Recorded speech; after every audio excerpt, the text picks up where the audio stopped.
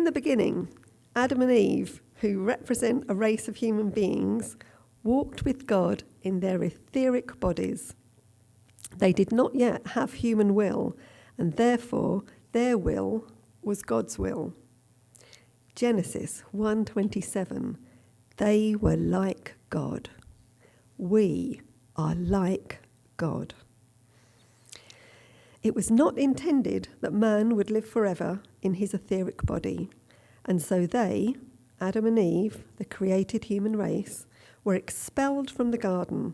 They knew a fall, which simply means a descent into matter, into the place of the earth. The Lord God formed man from the dust of the earth and blew into his nostrils the breath of life. And man became a living soul. Life had been prepared for us. The earth had been prepared.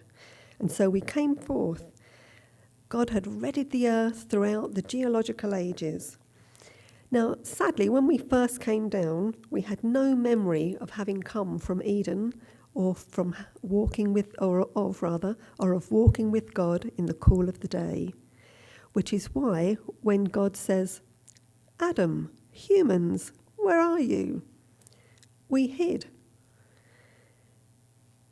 But God continues to look for us.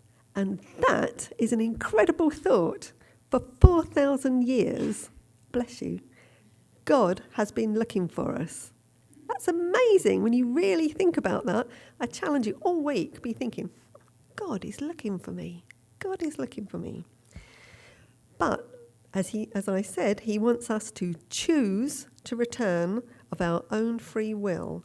And that is the choice he asks of the entire human race, not just us here at Questhaven. So, really, all of the Old and New Testament could be summarised as human will versus God's will. God says, will you do my will? And the human race, with the power of choice, says, And what happens? Everything goes well for those who do God's will, and everything goes against them when they don't. It was very difficult for the unenlightened people of that day because they were having to learn what it means to be a people of God.